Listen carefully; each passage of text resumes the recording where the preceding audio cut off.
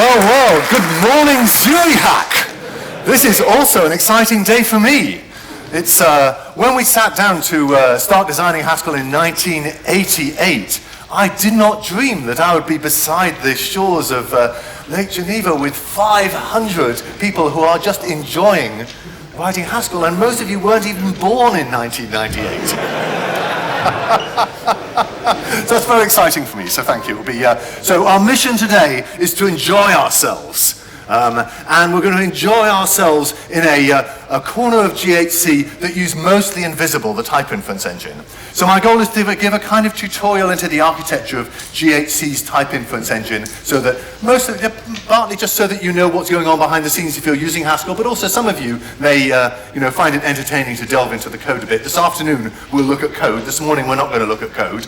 But here are the rules of the game, right? This is meant to be something that you understand, right? So I will be wasting my time if I just rattle on and you think, well, this seems all very complicated. So it's very important to me that you engage in some dialogue as we go. So you can ask questions or make comments. We will finish on time somehow. I've probably got more material that we'll get through, that's fine. And don't wait for a microphone, just speak a question loudly and I will repeat it back so everyone will get to hear it. Is that all right? I should be terribly disappointed in you if, 10 o'clock on a Saturday morning, you just sit there in a vegetative state. All right? Okay, so here is our mission. What the type inference engine is supposed to do, what the type system is supposed to do, is accept good programs and reject bad ones. But actually it's a little bit more than that. We want to reject the bad ones with a decent sort of error message. And when we accept the good ones, we want to elaborate the program. So the first thing, I'm going to focus mainly on the latter, not the former. I'll say a little bit about the former.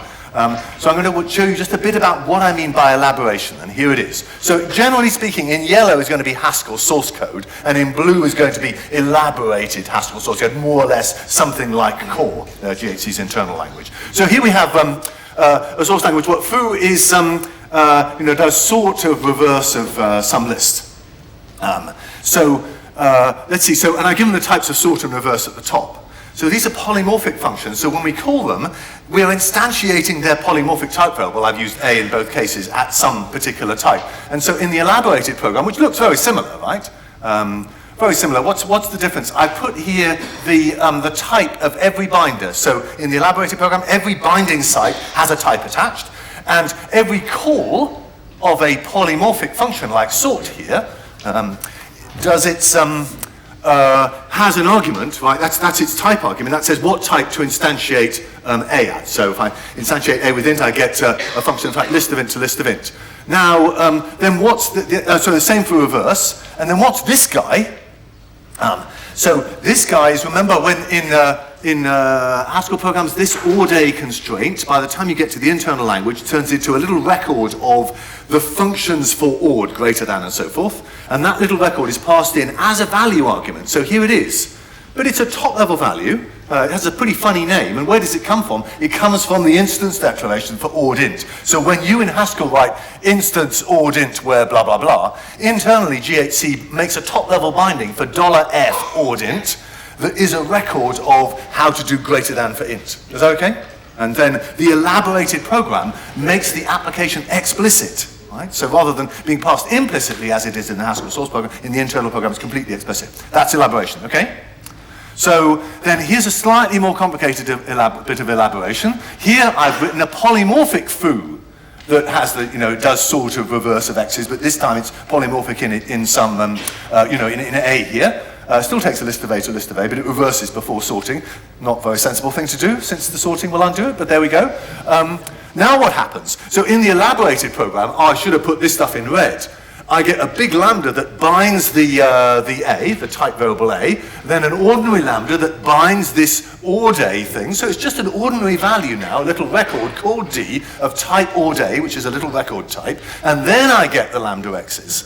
Right? And then when I call sort, I instantiate it at what type previously here? I instantiated at a fixed type int. Here I'm instantiating at, well, this type. So I couldn't really have said this before because I need a binding site for A, right? And this provides the binding site. It's just an ordinary lambda. Well, it's not it's a type lambda. And then this really is an ordinary lambda for D, and I can mention D here. So far so good, this is elaboration. So part of the goal of type inference is not only to say, yes, this is a type correct program, but also to transform the program on the left to the program on the right. Should there be a D in the call to reverse as well? Should I have D in the call? Oh, why do I not have D in the call to reverse? It doesn't use OR. It does not use OR. Yeah, that's right. Look at its type. There's no OR there. Right? So for every time you see a for all A, there's going to be a type application. Every time you see a class constraint, there's going to be a dictionary application. And if there ain't, good question, thank you. Good. Anything else? Yeah. Why do you have to elaborate these type variables? Like, I can understand the instances.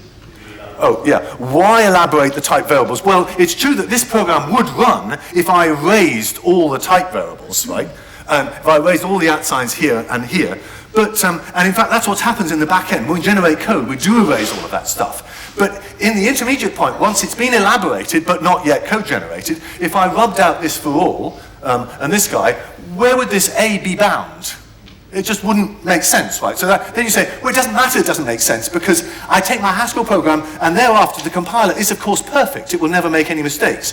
But by having this intermediate language as a statically typed language, in which every variable has a binding side, we mean that after every pass of the compiler, we can type check it. This is called core lint. When you say -d core lint, that's what's going on. And it's an internal check on the consistency of the compiler. Very, very helpful. Right. So, and also it's partly, this is what God intended, functional programs to look like. And GHC tries hard to do what God intended, so it's just the right thing to do. It's the honest answer, but it's practically useful too. Okay? Anyone else? Elaboration? Okay. One more piece of elaboration. Elaboration also includes these dictionaries too. So far, this one was quite easy, right? Because I could just reuse this D, but not always. So what have I done here? I've done concat of sort. I should have called this X's really, because now X's is a list of lists. So the sort is now not working over lists of A's, it's working over lists of A's. So I need an ORed dictionary here to pass the sort, or I instantiate sort at list of A instead of A, and I need D2, whose type is ORed list of A.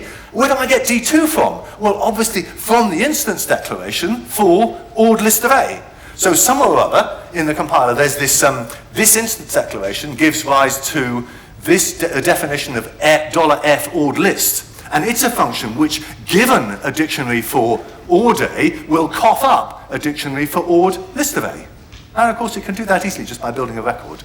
Does that make sense? Yeah. Sorry, how do you represent cons if you already use the column for the types? Oh, how do you present what? Cons. Oh, remember, this is just a little intermediate language. I'm splitting it out. It's never parsed. Right, so don't worry about the fact that this colon means cons. I might sometimes use double colons. I'm going to be quite informal, right? Yeah, so this is not a source language, a formal source language. There was once a language called external core. GHC would spit it out, this stuff, and then be able to parse it back in. But nobody ever used it, so it bit rotted. So, I can therefore take liberties. Yeah? In the yellow box, why do you not write foo as ORed list of A? In the yellow box, why didn't I write foo as ORed list A here? Well, this is just, so I could have said ORed of list of A, but that would be a bit funny, right? Because if you think of this, that's your question, why didn't I write for all A ORed of list of A? I could have, and then I wouldn't have had this stuff, but at a call of foo, I would have to pass a dictionary for the ORed of lists of A's, so this computation would have occurred at the call. That's all. So it's just moving the deck chairs around. The same things would happen in the end. Okay, so now, let's see. So now this is what, so now I've finished telling you what elaboration is. We're going to fill in type abstractions and applications, dictionary abstractions and applications, and some of these local bindings for dictionaries. That's what elaboration is going to do. So now let's forget about elaboration for the moment and just think about ordinary type inference for a program. And let's start off with good old Damas Milner. So this is the way ML, was type checked when it was born. This was sometimes called algorithm W. So this is a sort of vague arm-waving introduction to algorithm W. So here's my function. This is slightly different again. This foo is a call to reverse of x's and a call to all of x's where, oh, darn, that should say and. Right? It's just the function takes a list of booleans and returns a boolean, adds them together. Now, so what do we do? Well, when the type checker starts thing, it says x's. I don't know what type x's is. Let me make up a type for it. Let's call it alpha. That would be a good name for it. It just is a name for a type I don't yet know. Right, so sometimes call it a meta-type variable and sometimes call it a unification variable. That's this alpha guy, right? And now we're going to type check reverse, or rather reverse of x's. So now reverse, what type is reverse called at? So like when I make this call here, what type am I going to put in there? What type am I going to instantiate? Oh dear, instantiate this type. I've got the for all A, and I'm going to instantiate it with something, but I don't know with what. So let's make up another type that I don't yet know. Let's call it beta, and instantiate reverses type with beta. So then I get list of beta to list of beta. The for all has gone away. I've instantiated it, right? So now reverse applied to reverse at beta, if you like, would have this type. List of beta, list of beta. Now I've got to apply that to what? Oh, I'm applying it to x's. What does that mean? That means I need a value of type list of beta, and I've got a value of type alpha. That means that alpha had better be equal to list of beta. So we just generate this equality constraint, right? That says it must be the case, whatever type alpha and beta I finish up with, it must be the case that alpha is equal to list of beta, okay? In order for the call to reverse to make sense. So far so good? So I'm at the moment not telling you how we solve this, I'm just saying this must be true of the eventual conclusion about what alpha and beta really are. And the equality constraint have a dictionary associated with it. So I'm not going to deal with evidence just at the moment, I'm just doing classic database builders, so never mind about dictionaries and coercions. Okay, so now what about the and? Sorry about this, this is just and. So now I've got to constrain to make this call work, the argument is a list of bool.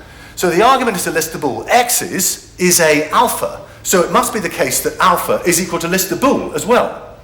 Where does that say? Yes, here. So now I've got coup constraints. Alpha has got to be list of beta, and alpha has also got to be list of bool. Okay, so guys, put your mathematics hat on. What values of alpha and beta would solve this equation, right? Solve these constraints? Well, clearly, alpha had better be equal to list of bool, and therefore, so alpha is list of bool, and that's equal to list of beta, so beta must be bool, right? So here is the solution. So a solution to these systems of constraints is a substitution. You'll hear these words a lot. Constraint, that's these guys. Substitution is a solution to the constraints, right? So here, alpha, if we say alpha is going to stand for list of bool, beta will stand for bool, that will solve these constraints, because they'll all turn into, if you apply the substitution, you get type equals type, the same type, okay? Yeah, at the back.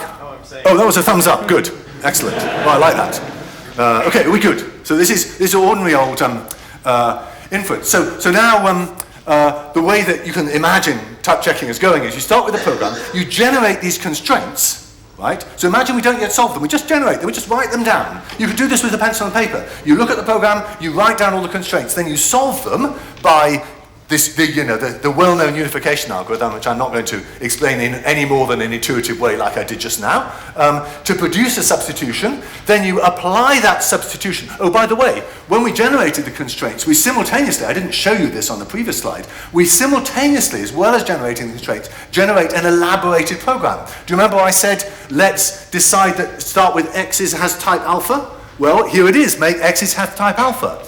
Do you remember I said, let's instantiate reverse with beta? Here I am, instantiating reverse with beta. Does that make sense? So the elaborated program simply reflects all those decisions that we made before we solved any constraints. Now we simply apply the substitution, a process that GHC quixotically calls zonking. So zonking just means apply the substitution. So apply the substitution and you get, well, the elaborated program. And that's it. Okay? Yeah? There's not a single substitution.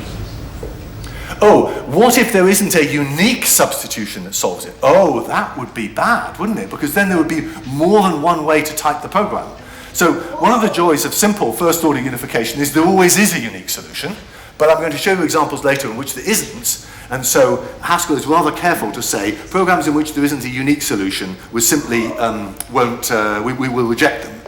And the unique solution bit is what in the world of types is called a principal type. So a function has a unique, most general polymorphic type. If it had two incomparable types, both of which were, neither of which was more general than the other, that would be bad. So good question, yeah. Do you need to introduce an instruction for the alpha over there as well? Did I need to introduce the instruction for the alpha? No, because in the end it turned out to be bool. So yes, if it turns out that the solution still has some as yet unconstrained alphas, which it might, not in this case, I carefully chose this case so that didn't show up, then I would need to do some abstraction over alpha. That's called generalization, and actually, rather surprisingly, it plays a very prominent role in descriptions of algorithm W, but today I'm barely going to talk about it, interestingly enough. You do it, yes, you do it when you finish the figuring out about foo's type, solved all its constraints, then you generalize, only then, yeah, after constraint solving.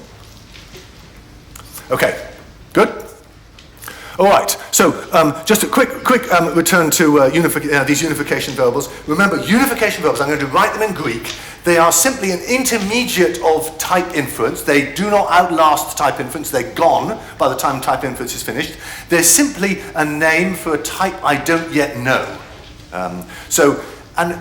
In maths, we often talk, we'd say, we often use the word a meta variable to range over other things. So sometimes I call these meta type variables, but unification variables feels a bit implementation-y, but that also is good, so I'm going to call them unification variables, mostly.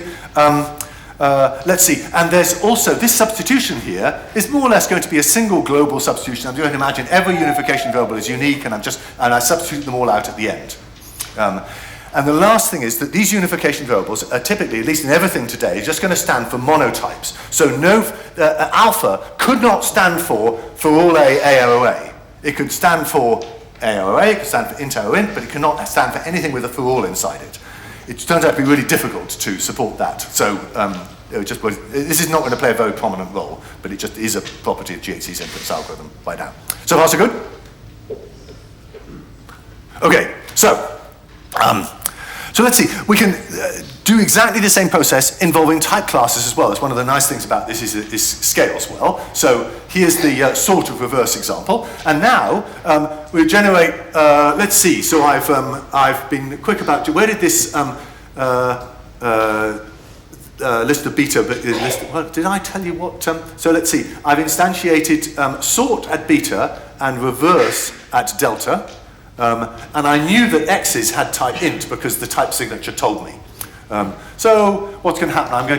This guy comes from the call to sort, this guy comes from the call to reverse, because reverse is applied to X's, which is a list of int. And what about this? Oh, this is a new constraint. This says, when I instantiate sort, remember that process of instantiation? I take the type and I fill it in with a unification variable in place of, so I replace A with this unification variable beta in this case. Then I'm going to end up with what do I do with this odd A business? Well, I'm going to get an odd beta, and I just stick it in the constraints. So constraints can look like equality constraints. They can also look like, oh, you must in the end figure out odd beta, and by the way, I'm going to give it a name. I'm not giving these and do have names in the end, but I'm going to de-emphasize that for now. These guys definitely have names. Then I'm going to solve, and here solving, so I can solve the beta and delta both turn out to be int. That's straightforward enough. And then since beta turns out to be int, then this is going to turn out to be ordint. So how does GHC solve the ordint? It solves ordint from that instance declaration, remember? So D turns out to be equal to $f ordint, right? That comes from the instance declaration generated previously perhaps in some other module. Okay, so that's my substitution that solves these constraints, and then I just zonk, apply that substitution to the elaborated program, and look, that D turns into ordint. Does that make sense? So the main thing I want to get across from this slide is that a very similar process that works for solving the type constraints also works for solving those dictionary constraints, the class constraints. That's nice. Okay, anything mysterious here? The really new thing on the slide is a new form of constraint. Equality constraints, dictionary constraints. We're going to see all of them in a second. So, but the second interesting thing about this slide is it shows you that you cannot solve the constraints in the order you come across them. Right? So the old school, the sort of Damas-Miller algorithm W approach says, when you come across an equality constraint, solve it right then and there. One new equality constraint, solve it now, extend your substitution. New equality constraint, solve it now, extend your substitution. So as soon as the constraint is never generated and put anywhere, it's immediately solved, and all you have is an accumulating substitution.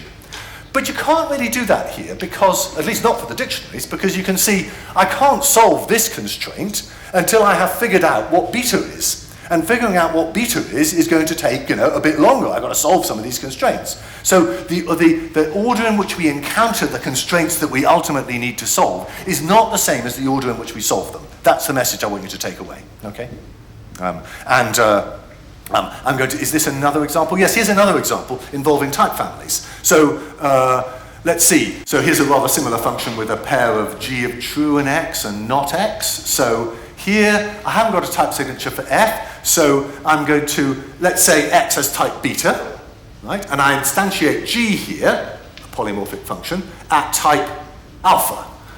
Now, what's going to happen? Let's see. G's first argument is true, so that has type bool. So for G's first argument, bool had better be equal to the type that G expects. What type does G expect? Oh, this FA thing, but I'm instantiating A at alpha. So I need F alpha, and F is a type function now. Did I tell you that? Not quite, but it is. It's a type function. So I need that F of alpha is equal to bool. Then later I discover that alpha is equal to beta. How did I do that? Because X has type beta, G is instantiated at alpha, G's second argument is an A, so that's an alpha, so alpha must be equal to beta.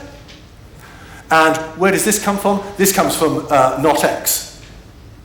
So now you can see, I can't solve this one. That was the leftmost one. I might have encountered it first as I walked over the program generating constraint. I can't solve this yet.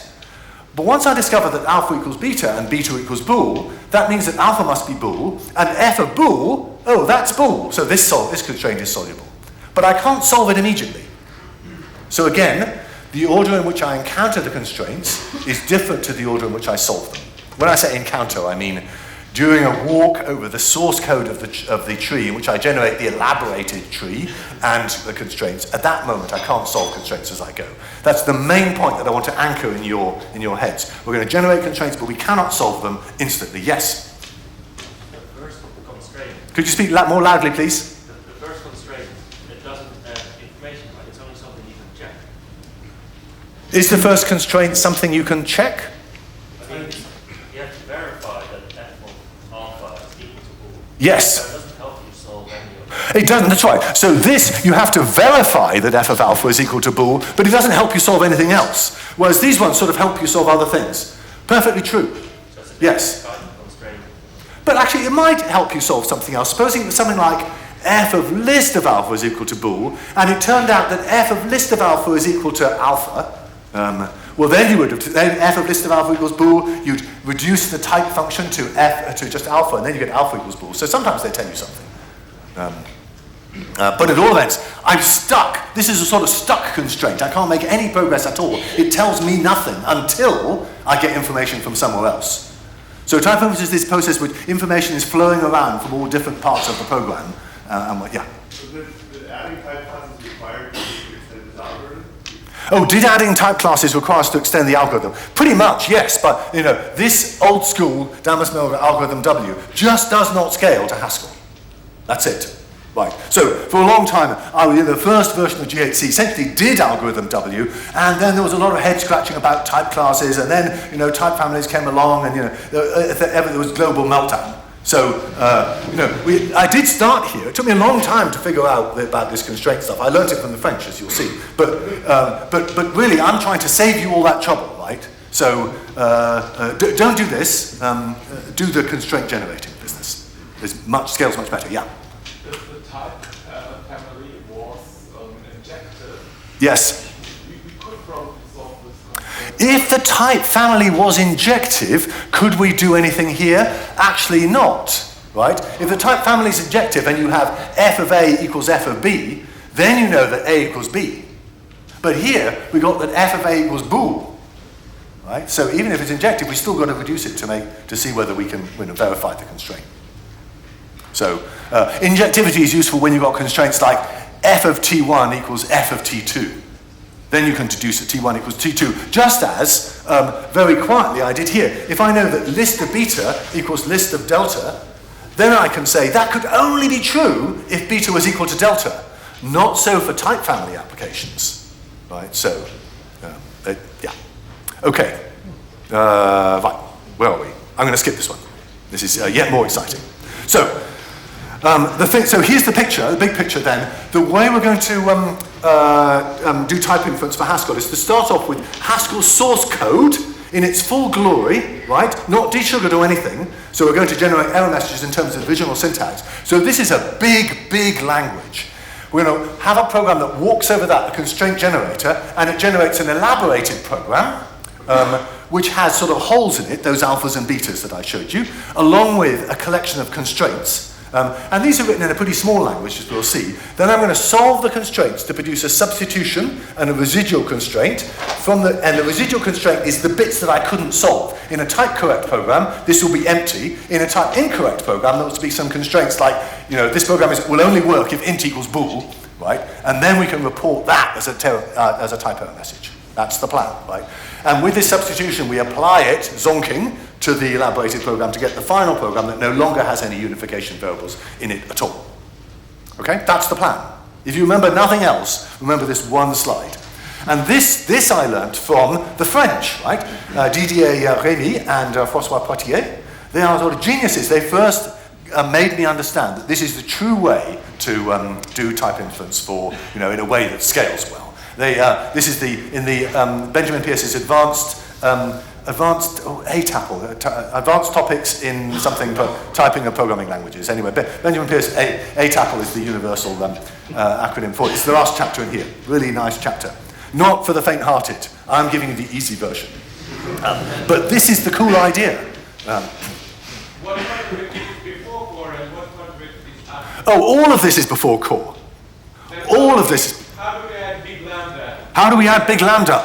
Good question. So in fact, this elaborated source program is kind of in a superset of the syntax of the Haskell source program. So when I gave you examples back here, this blue stuff I said it's sort of like core. It really is the original source syntax actually, but with some extra constructors. So the original, already very big language is made yet bigger by adding type application and dictionary application and type abstraction and dictionary abstraction. And then that is finally, here, this thing is finally desugared into core. But the advantage of doing it on the source program is that we get error messages in terms of what you wrote, rather than some, desugared version of list comprehensions. Okay? All right. So now it gets interesting, right? That's just the setup. Now, what is this language of constraints? I've shown you a few constraints, but this gives us a lot of leverage, right? If we can write down exactly what this language is, the constraint solver, which is quite tricky, right? When you're thinking about the constraint solver, you think only about the constraints. Your mind is closed to the complexity of Haskell in all its glory. You focus only on the language of constraints. What is it? Here it is. This is the whole thing. So if you look at the syntax of Haskell, it goes on for pages, right? And so that's over here. This is the syntax of constraints, and it fits on one slide in a rather big font. So look, here it is. Flat constraints, F. This is a class constraint, C. It's got more than, classes are not necessarily unique. So this is a class. Here's an equality constraint. We've seen plenty of those. And this is just conjunction. So if you've got two constraints, you can AND them together. So I'm using comma to AND, so two flat constraints, or can be empty. That's quite simple, isn't it? I didn't give anybody heart attacks. The language is just a tiny bit more complicated than this, but really not much. I'm really showing you something that's very close to truth.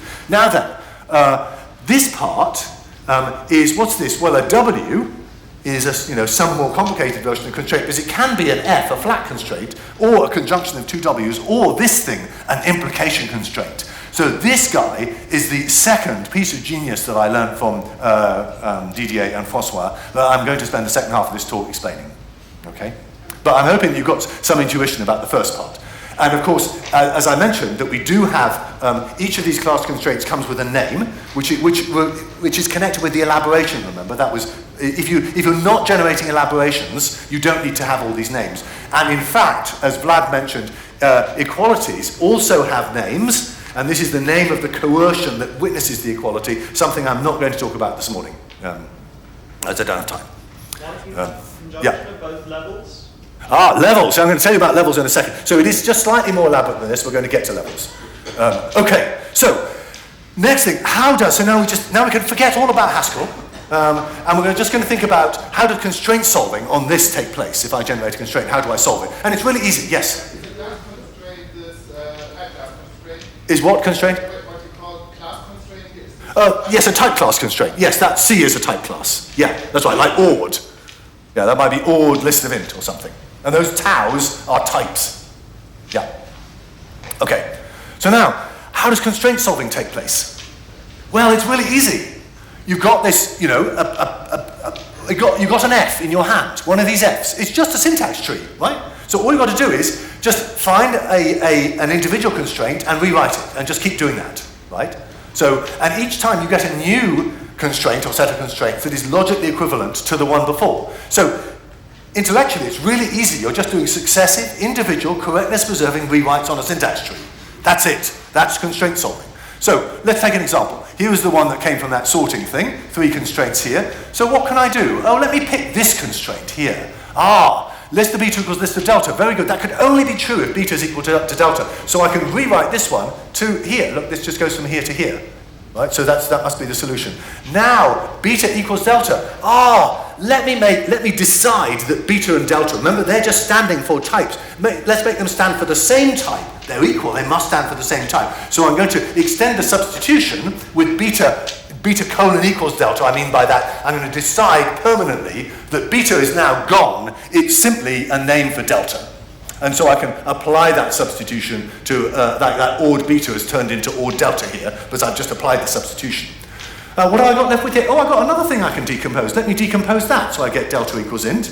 And now I can say, so delta must stand for int, so I extend the substitution with that and get rid of the constraint. And now I've got left with this, and now I can say, I can solve that by looking at the instance declarations. See, so each individual step makes sense, and even, I should have written down the extending substitution in other slides I have. There's a substitution along the side that's extended as I go. Does that make sense? That's the game, yes? If the word come first, you have to skip it. Oh, that's right. So how do I know? When I said do one rewrite, so, I turn around 3 times and I say, I'm going to rewrite you. Right, so how do you pick which one to rewrite? That's a good question, and it's, there's a good deal of subtlety to do that, but, and I'm probably not going to spend very much time on that strategy. But yes, mostly you can say, one simple way is to say, can I rewrite you? No. Can I rewrite you? No. Can I rewrite you? Yes, hooray, rewrite. Right, start again. Can I rewrite you now? So that's a very simple way to do it. You might think there are other ways to yeah. Somebody over here? There was your same question.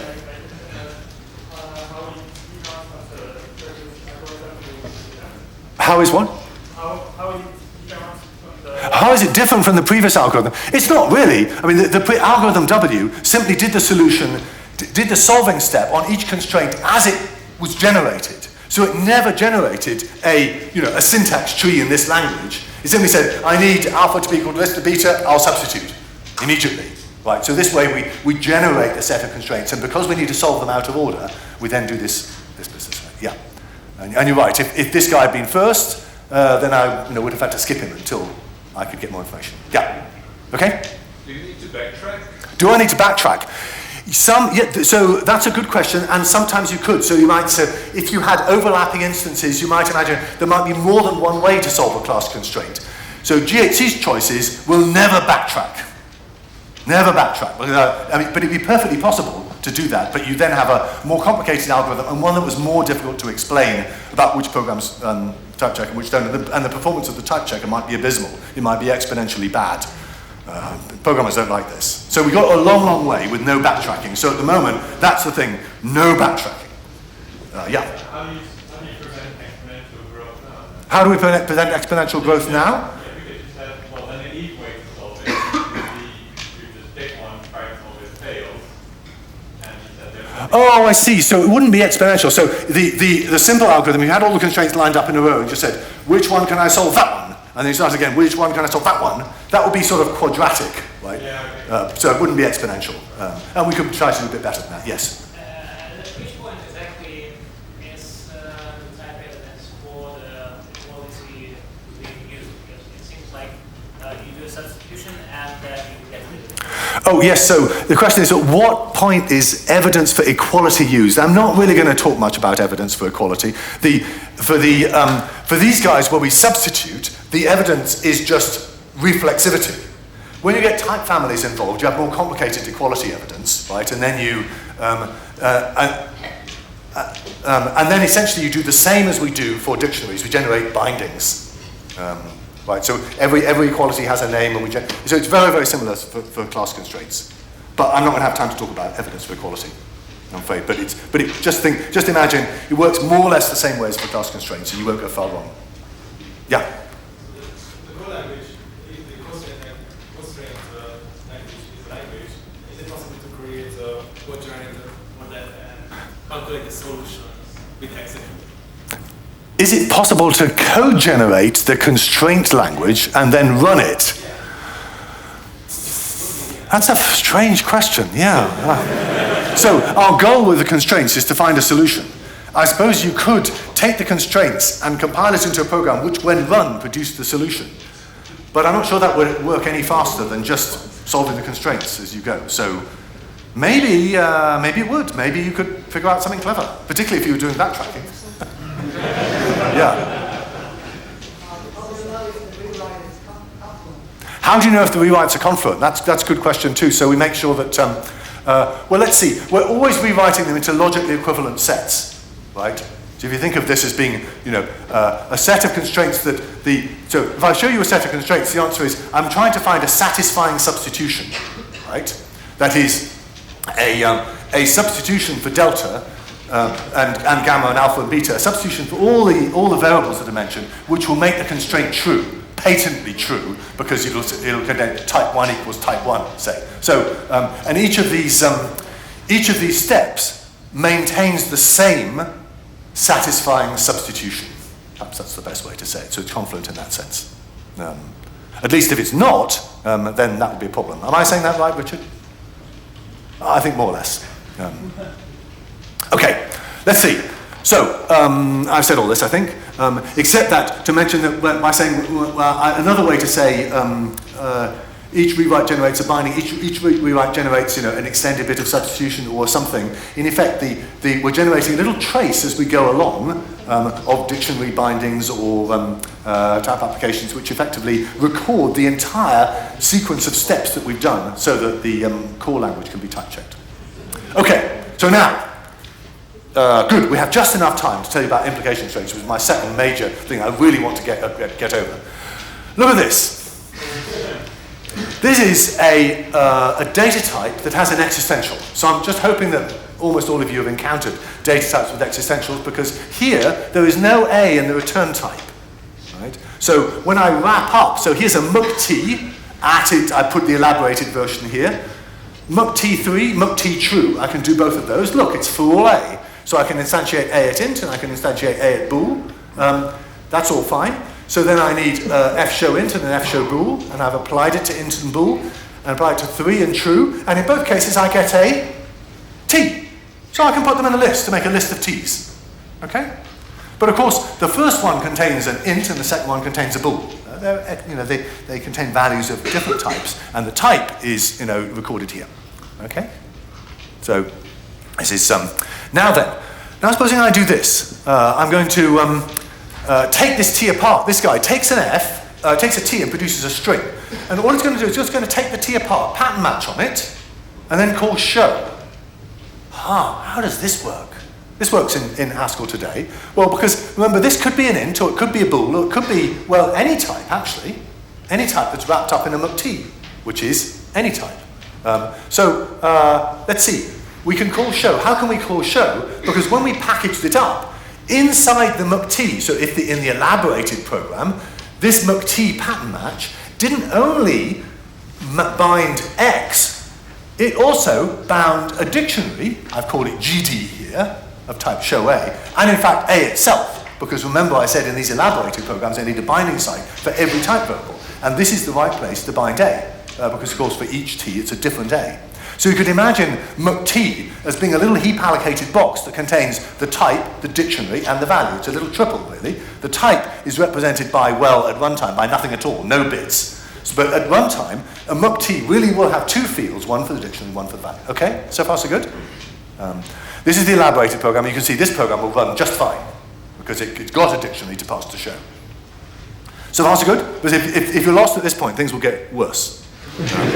So make sure you're okay now. Yeah. So do we distinguish extensions and universals to decide which variables we put inside the constructor?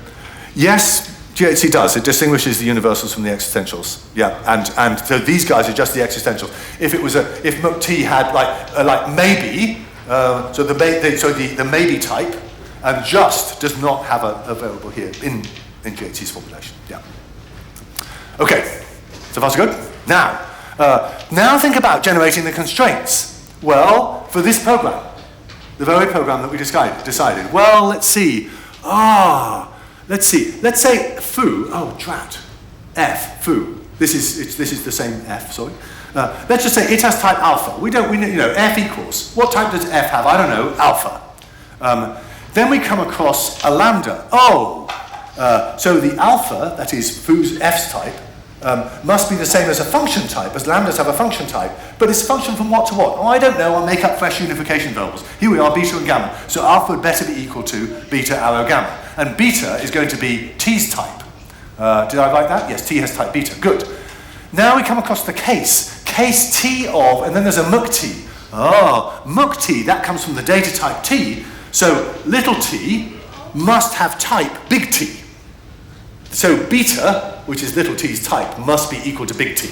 Just from seeing case with a muck-t in one of the alternatives. Okay? Now what's next? This dictionary, we're going to instantiate show. Let's say we instantiate show at some type delta. So then we need to instantiate its type, so we get show delta, we need that. Then we're calling show on x, so delta better be equal to the type of x. What's the type of x? That's beta. The type of x. Oh dear, the type of x. What is the type of x? Oh, it had better be A. Remember?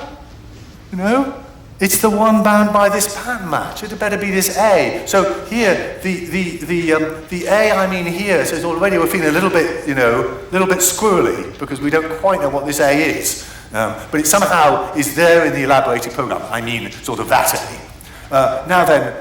And then what else do we need? Oh, the return type from the whole function had better be the return type of show. The return type of show is string, so gamma had better be string. Fine. So now, this is a little bit worrying. Two problems. One is, what is this A? Where is it bound? Right? Remember, and the second is, how am I going to solve this D? Well, because I get delta equals A, so I get show A. But how can I solve show A? Look at the constraint. I'm the constraint solver. Remember, I don't care about the Haskell program. I'm just the constraint solver. These are the constraints I have. There is no top-level instance declaration for show D. I'm stuffed. Right? See the problem? So things are going a bit pear-shaped at this point. But fortunately, all we have to do is to just reflect a little bit more into the structure of the constraints. And this is an implication constraint. So this is the new idea that I'd like to anchor in your minds before the end of this talk. What we'd like to do is to make a constraint that goes, so here's one constraint, and here's another constraint, and here's another constraint, and this guy is, for all A, GD show A double arrow, and then a bunch more constraints. So what's this? Well, this comes from the pattern match. Remember, in the elaborated world, I'm going to end up with a pattern match on A and show A, and I just reflect that into the syntax of the constraint right here. I say, I've got an A that's just come into scope, and I've got a given dictionary, given in the sense that it's provided when I pattern match. It comes here. It's part of it comes from the data constructor. I'm given it. The constraint solver doesn't have to cough it up. It's provided. In fact, it's going to be, the constraint solver can use it to solve other constraints. So there it is. That's GD show A, and then I need to solve D, show delta, and these three, right? And now, everything is easy. Did I show everything being easy? No, maybe I didn't. So how do I do? Delta equals A. So I can just say delta is show A. Now I can solve this show A from that GD, and gamma equals string. I can just say, well, gamma substitutes the string, and I'm good. Okay, so it nicely answers both of these questions. And all I had to do that was to add this piece into the syntax of constraints. So an implication constraint goes for all some type variables, then some flat constraints, that is, these very guys, all over again, double arrow, so these are the givens provided by a pattern match, for example, and these W's are, well, more of these, that is, more flat constraints or potentially further nested implication constraints. Does that make sense? And that's really it. So we just add this one piece to the world of constraints. Now then, let's see. I just want you to be very clear that this alpha and this A are very different things. So alpha is a unification variable, we talked about it. It ends up being substituted away, it's just the name for a type I don't yet know. A is, we'll call it a Skolem constant. You'll find this word all over GHC's source code. Skolem constant, that sounds very, mysterious, sort of a bit, Lord of the Rings-ish, somehow. The Skolem constant.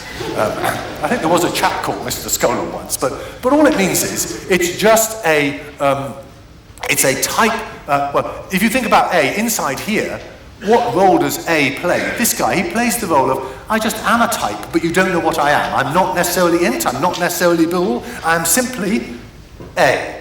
I'm like a new type that's been born into the world here and is usable in here, right? And so I'm born into the world here, this Skolem A, and I can be used inside. That's all. It's just a locally bound type variable. That's all a Skolem constant is. Okay? Yeah? Do my substitutions have to live within the context? Well, what does that mean? So, yes, I'm going to come up with substitutions for these unification variables, and yes, I have to be careful about scoping, and that's the next topic. Yes. Otherwise, you might screw up by substituting something involving A for alpha, and that would be super bad, right? If you said, if you had alpha equals A down here, and then you substituted A for alpha, and then there'd be an A out here, that, who knows, right? So we better not do that. Yes, somebody else. That. So, with A... Speak loudly, please. Okay, with the A, I just have to remember that the MKT carries it with itself. I always know it when I solve constraint because I have the MKT there. I suppose, the question is, we do have to remember about the MKT constructor when you're thinking about this A. Not when you're solving the constraints, you don't. No, you've forgotten all about data constructors in Haskell. When you're the Haskell programmer, sure you have to know that this MKT binds X, who has type A, and error messages might say, Skolem variable A escapes, and you've probably seen error messages like that and wonder what they meant. And now you know. And in fact, we're going to come to the untouchable variable soon. Yes, yeah. Can you still erase the type of A? Can I still erase the type of A? Yes. So when I run this program, this field, it looks as if this data constructor has 3 fields. When I run it, the first field is a field of width 0 bits. Yes, so it's gone. So they are erased, yeah. At runtime. This for all A is part of the constraint. I mean, look, here it is. It's part of the syntax of constraints, period. It is part of the syntax of constraints. Yes. So once you're looking at the constraints, you've forgotten all about the Haskell program. This is all you have in the world, your entire life. You are the constraint solver. You've never heard of Haskell. You're just solving this. So you better know about these for-alls, yes. You gotta, it's like you guys are the constraint solvers, you guys are the constraint generators, and there's a wall in the middle that means that the only way you can communicate is through this syntax. Very powerful idea. Fantastic use of abstraction. This is what mathematicians do. Yes? Why introduce the A into the Why, say, I couldn't hear you. Why introduce A? Why are you introducing A as prod instead of adding it to the context? Why are you introducing A into a for instead of adding it to the context? Because I don't know what the context is. This is my way of adding it to the context. What's the difference between int or bool? Oh, int and bool are part of the sort of global, fixed, permanent context. This A is purely local to these constraints, right? So here, this A here is only visible in here. It doesn't make any sense out here. So it's very locally scoped. Whereas int bool and the global instance declarations, they're all at the top level. They never change. This is all, In fact, I'm going to show you a tree of constraints soon. Yeah. Okay, yeah. Would it make sense to think of things like it's implicitly being Yes, you could imagine entered bool as like special Skolem constants. So right at the top, there's a huge for all entered bool, I suppose, yes. Maybe, yeah? You could, and indeed, Plutus does something a bit like this. Yeah, yeah. Why differentiate between F and W? Why not just up? Why are F and W different? Because, yes, why are F and W different? Because here, I wanted Fs and not Ws. I don't want implications on the left here, right? The things that I'm given, though we are,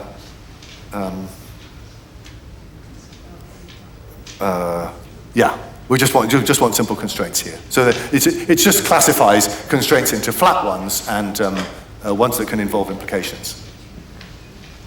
Yeah, I think I'm just trying to remember whether we do we allow that now? We do. That's right. We quantify constraints. I'm trying to remember. So in types, we certainly allow them, and they're actually. Yeah, maybe we do now. So maybe we have changed. Yes, this is out of date. That's why I was hesitating for a moment. You're quite right. So W arrow W. In which case, maybe we can flatten this whole thing. It sort of also makes it more complicated in a way, but it makes it simpler in other ways. Yes. All right. Yes.